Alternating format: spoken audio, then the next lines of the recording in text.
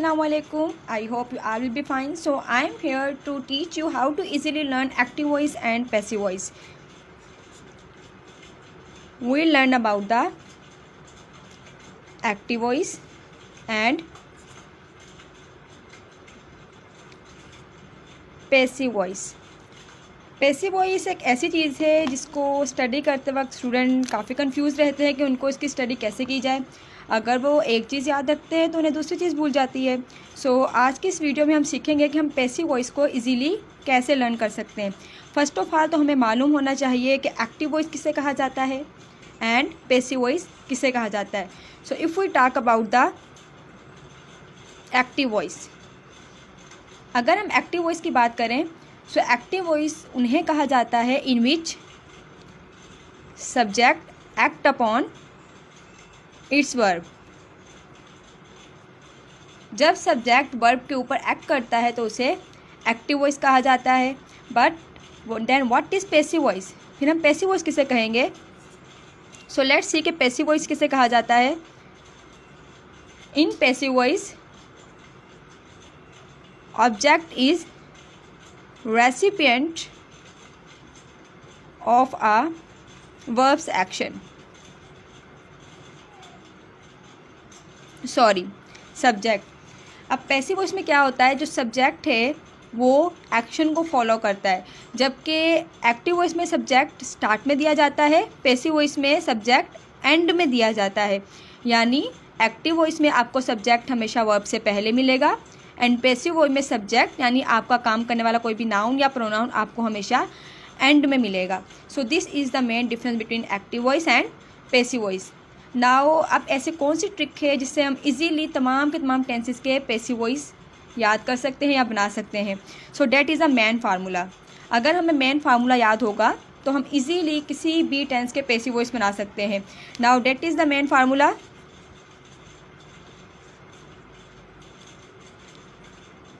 आपको इस फार्मूले को याद रखने के बाद कोई और फार्मूला याद रखने की ज़रूरत नहीं पड़ेगी।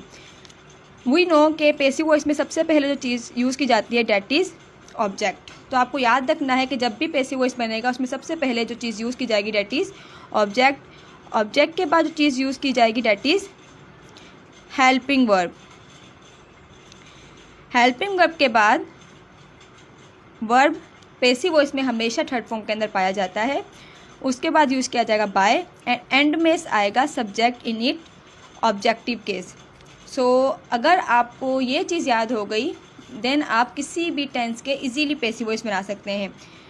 पैसिव वॉइस में क्या होता है, ऑब्जेक्ट सबसे पहले यूज़ किया जाता है, then helping verbs, then verb हमेशा थर्ड फॉर्म के अंदर आएगा, देन बाय और एंड में यूज़ किया जाता है सब्जेक्ट। अब हर पैसिव वॉइस के अंदर सिर्फ एक माइनर चेंजेस है और वो चेंजेस किस चीज़ में, इसके हेल्पिंग वर्ब में। अगर हम हेल्पिंग वर्ब चेंज करते जाएंगे तो इजीली कोई भी किसी भी टेंस का पैसिव वॉइस बना सकते हैं। हमें याद सिर्फ क्या रखने हैं, हमें हेल्पिंग वर्ब याद रखने हैं। सो लेट्स सी कि कौन से टेंस के अंदर कौन से हेल्पिंग वर्ब यूज़ किए जाते हैं। So here we write about the tenses and here we write about the helping verb. सबसे पहले प्रेजेंट टेंस की बात करते हैं। सो प्रेजेंट टेंस के हेल्पिंग वर्ब कौन से होते हैं, is am are. Here we are simply talk about present indefinite tense. तो सिंपल प्रेजेंट इंडेफिनिट टेंस है उसके हेल्पिंग वर्ब हैं is am and are. But if we talk about present continuous tense उसके अंदर भी helping verb is am are ही use किए जाते हैं। बट एडिशनल जो हेल्पिंग वर्ब यूज़ किए जाते हैं that is being. And if we talk about the present perfect tense, अगर हम प्रेजेंट परफेक्ट टेंस की बात करें तो वहाँ पर हेल्पिंग वर्ब यूज़ किए जाएंगे have and has and plus में being. So these we have write about present indefinite tense, present continuous tense and present perfect tense. इनके हमने हेल्पिंग वर्ब्स लिख लिए। Now with the help of this formula we'll easily make the passive voice in just 2 or 3 seconds. Let's see how is it possible. For example, I have a present indefinite tense. I cook food. It is a simple present indefinite tense. I want to make the passive voice of this tense. So how I'll make the passive? So it is our subject. We know it is our verb and it is our object. So according to formula, we have put firstly object. So we'll write down our object, that is food. So we'll write the food, and the helping verb of present indefinite tense is. Food is a singular thing, so we'll use the is. Food is verb in third form, so food is cooked.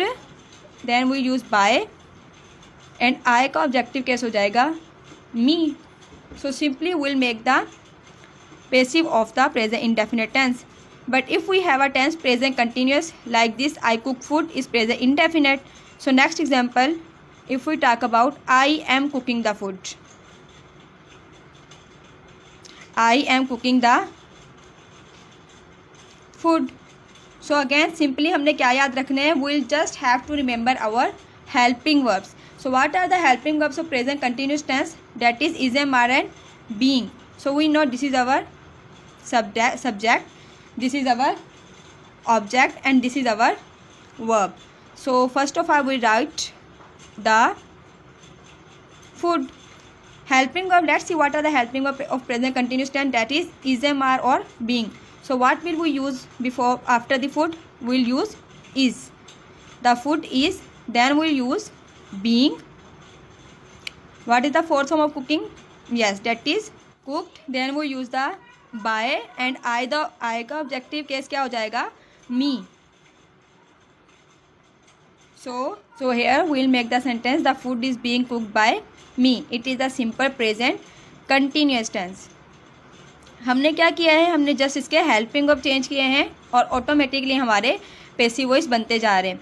And the last thing, if I change this sentence into present perfect. For example, if I write I have cooked the food, so it is a present perfect tense. How we'll make the passive voice? Simply we have the object the food, have. Let's see helping verb. Present perfect के helping verb में have और has. Food is a noun, so we not use the have. What will we use? We use has. The food has been cooked by me. So you can see easily with only one formula, one man formula, we'll have make the passive voice of all present indefinite tense, present continuous tense and present perfect tense. Now let's further हम इसकी exercise करेंगे और देखेंगे कि हमने passive voice बनाना सीखा है सही तरीके से या नहीं सीखा. Remember in this lecture will just study about the present tense. In next lecture will study about the past tense. So let's make one more sentence of present indefinite tense.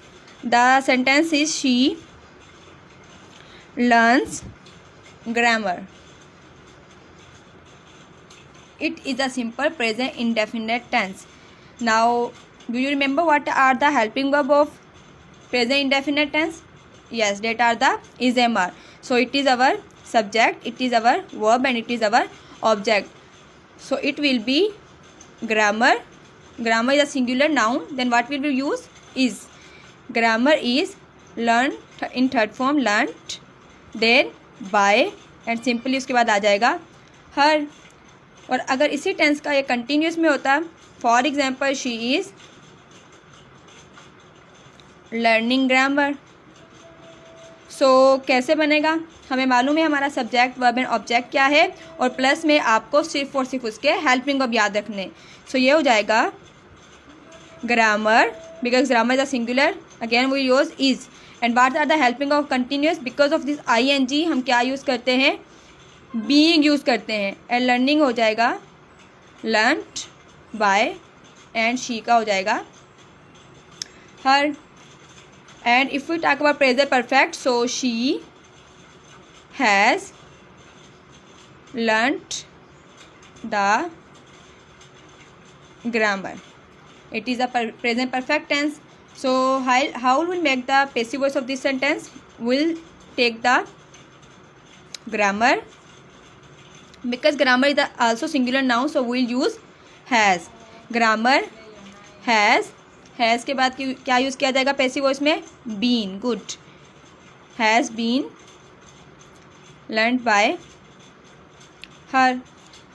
So this is a very simple way to learn about the passive voice. We'll just remember about our main formula.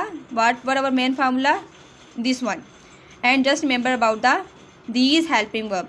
We'll just change our helping verb. हम सिर्फ अपने helping verb change करते रहेंगे और हमारे automatically passive voice इस फार्मूले के मुताबिक बनते रहेंगे. So inshallah in the next lecture we will study about the past tense and future tense.